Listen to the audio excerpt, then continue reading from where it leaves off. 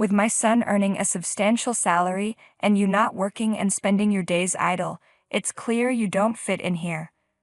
From now on, I'll be living here with my son, so you need to leave immediately. It was an unusual day. My husband, who typically stayed in his room, was out when the intercom rang loudly.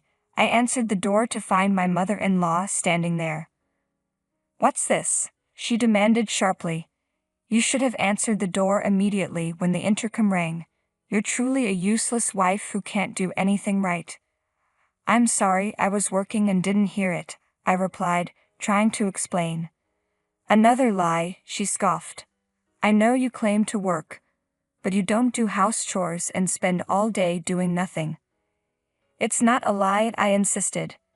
"It doesn't matter whether you're busy or not," she retorted, her disdain clear. She produced a piece of paper and waved it in front of me. "Do you know what this is?" I looked at it confused. "What is it?" "These are divorce papers," she declared with a smug smile. "Filled out by my son. He doesn't want you anymore. Sign here and leave." She looked down at me with a triumphant smirk, laughing as she awaited my response. Trembling, I took the pen and signed the papers. My hand shook as I gripped the pen, my thoughts racing. My mother, unaware of my plight, was blissfully happy. She didn't know the truth of my situation. "My name is Jasmine. I work from home as a freelance writer and editor. Until a few years ago, I was employed by a publishing company, and my experience there allowed me to maintain a steady income even as a freelancer. Despite the instability of freelancing, I've managed to live comfortably, thanks to my savings and past work."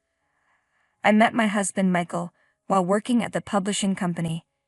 He was an aspiring writer, and despite making many mistakes and facing numerous rejections, he never gave up. His determination inspired me, and I found myself attracted to him. A few years after we started dating, we got married. I left my job to become a freelancer full-time. In the early years of our marriage, things went well. Although my freelancing career was still stabilizing and Michael was pursuing his dreams, we supported each other and shared household responsibilities and expenses.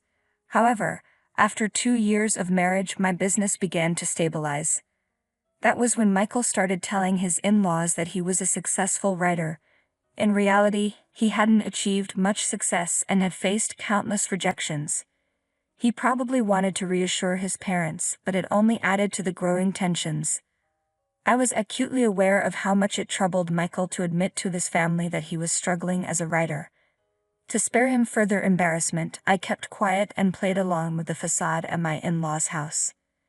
Initially, I thought all I had to do was stay silent, but as Michael's fabricated image of being a successful author took hold, I found it increasingly difficult to feel comfortable in his family's presence. Not only did my in-laws buy into Michael's story, but they began labeling me as a useless wife. They saw me as someone who lived off her successful husband, not understanding or valuing my freelance work from home. Their lack of familiarity with my work style only fueled their misconceptions, and I couldn't entirely blame them for that. Still, their attitude toward me grew harsher over time. Each visit to their home became a challenge. They would question how I, a wife who supposedly did neither work nor house chores, could justify my presence. "I've told you many times," I would explain. "I'm a freelancer, so I work from home." We discussed sharing household duties when we got married. Their responses were dismissive and condescending. "You claim to work from home, but it's not a real job. You don't earn much, and Michael supports both you and your expenses."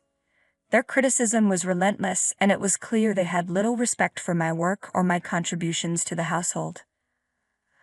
"I make a decent living and cover our expenses every month," I tried to explain. "Oh, you just don't get it," my mother-in-law interrupted dismissively. "If you don't start appreciating Michael more and showing some gratitude, I don't know how long he'll put up with you." She continued, "If Michael decides to leave you, you won't be able to support yourself." Her harsh words were relentless. I almost sighed aloud but managed to keep my frustration in check. I wanted to tell her that I handle most of the household expenses and chores while Michael, who doesn't have a job or contribute to the housework, doesn't pull his weight. But I swallowed those words too.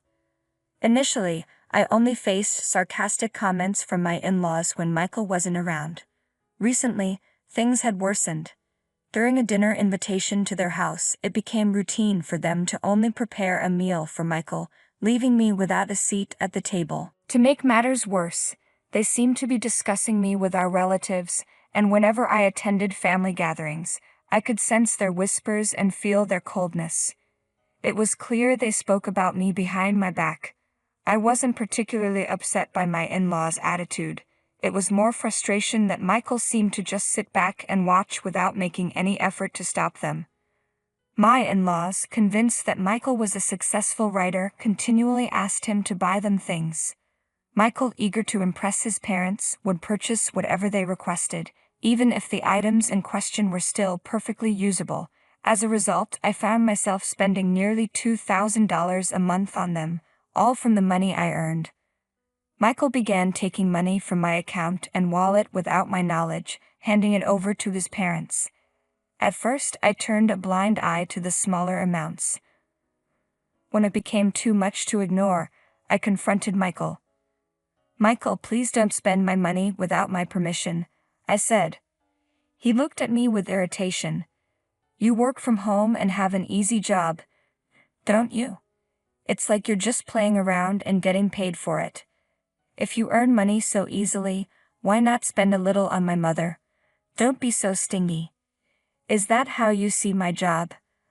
I asked, hurt. "Yes, it's a job where I stay home, but it's not as easy as you think." Michael scoffed, dismissing my concerns. "I think it's an easy job because you're home all day," he said, laughing as he walked away, heading to his room. Watching him retreat, I realized that I had reached my breaking point. I couldn't endure any more of this.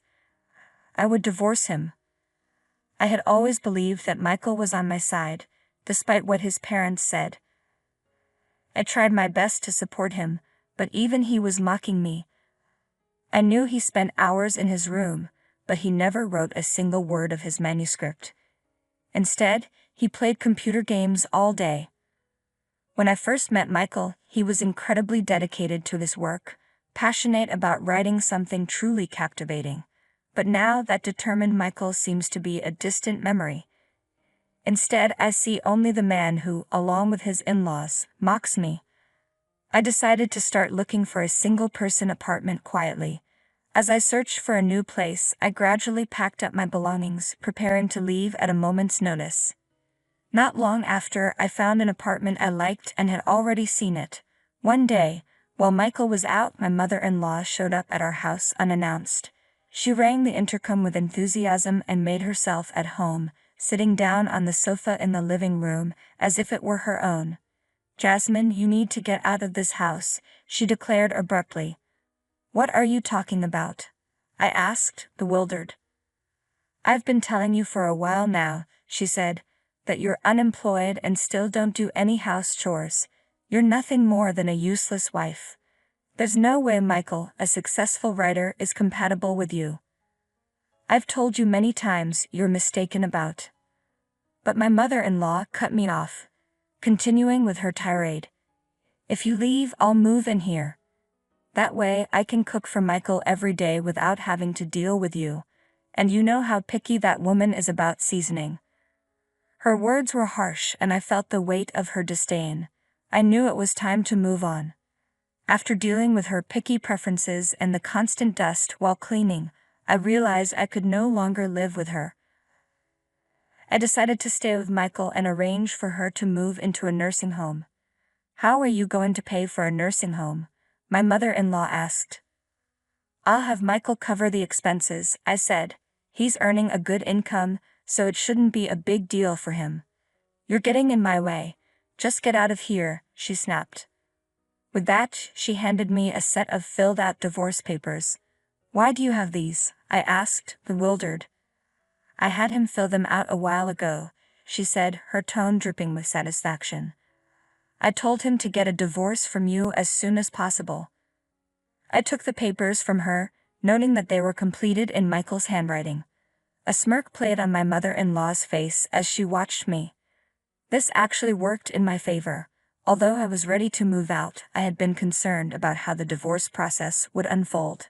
I worried that Michael, not wanting to give up his current situation, might resist signing the papers. Seeing them filled out already gave me a sense of relief. It was one less obstacle to worry about. I had braced myself for a lengthy discussion and potential conflict, so it was a stroke of luck that the divorce papers were handed to me so easily. My mother-in-law seemed a bit taken aback by how quickly I signed the papers, but she soon composed herself and took on her usual stance. "Now get out of here," she demanded. "Leave the furniture behind. Everything was bought with Michael's money, so you can't take anything with you." She laughed, clearly pleased with herself. I packed up my belongings swiftly and moved into the new apartment.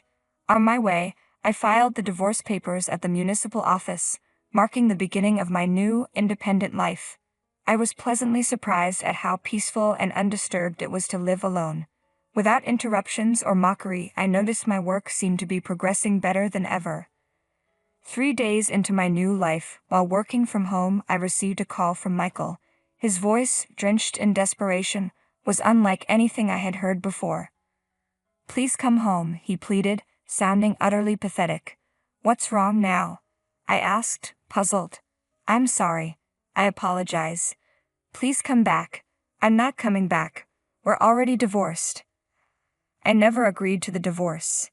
That doesn't count. Those divorce papers were just a threat. I didn't mean to actually divorce you. But you signed them. It's done. You don't need a wife who just plays around all day, works an easy job, and doesn't handle any of the house chores. You're living with the family you love so much now. What's the problem? "I'm sorry, but my family believes I'm a successful writer. They quit their jobs and moved here, expecting to live off me. On top of that, they're insisting that I cover Grandma's surgery, and I just don't have that kind of money." "I see. So you want me to come back?" "Yes, and now that they know I've been lying to them, my parents are furious with me. They're all demanding that I bring you back immediately. You can see how difficult this situation is for me. Please come back. Let's live together again." "Do you really think I'm going to agree to that?" Replied. "I've told you repeatedly that we're divorced. You need to deal with your own problems. Don't be like that, Jasmine." Despite my firm refusal, Michael kept insisting, refusing to let go. I reminded him, "I've told you countless times that we're strangers now, that we're divorced. It's frustrating." "All right, if you're so insistent on divorcing me," Michael said, "then you should be responsible for paying for my parents' care and alimony. You should have taken care of that when we were married." "Are you serious?" I asked, astonished. "If you hadn't divorced me, we would have had to pay for their care ourselves. You should be the one to handle it now." They found out I was lying about being a successful writer, and my parents are upset and emotionally hurt because of your selfish decision to divorce. I can't pay alimony. I don't even understand why you think I should. You were the one who called me a jobless, useless wife. Whether it was out of pride or not, you were the one who lied about me and caused me pain. Your parents and relatives believed your lies and blamed me. I was hurt far more than you can imagine. I'm not interested in reconciling with someone who made fun of me instead of standing by me. If you need money, why not borrow it from a bank or elsewhere? I added, my patience wearing thin. I ended the call with Michael before he could respond, blocking his number and changing it immediately. A few months later, I happened to pass by my former in-law's house. It had been sold and transformed into a parking lot, leaving no trace of the home that once was. As I stood there, a neighbor who was returning from shopping approached me. She mentioned that Michael's family had been forced to move into an old apartment after running out of money and becoming unemployed. The neighbor recounted how the family had been embroiled in constant arguments, their disputes loud enough to be heard outside. Their noise had been so disruptive that the police had been called several times. She gave me a sympathetic pat on the shoulder and said, "You had a tough time too," before quickly walking away. I looked back at the spot where my former in-law's house once stood. Michael's attempts to present himself as successful had led him deeper into deception, and the gap between his lies and reality had only widened over time. The outcome was far more dramatic than I had ever expected. It was almost like something out of a novel, small lies spiraling into a catastrophic end. I wondered if Michael, who had aspired to be a writer, could have ever anticipated such a downfall. Although I feel a twinge of pity for him, knowing he destroyed himself through deceit and the pursuit of superficial glory, I also see this as a valuable lesson. I'm determined to learn from his mistakes and ensure that I never follow the same path.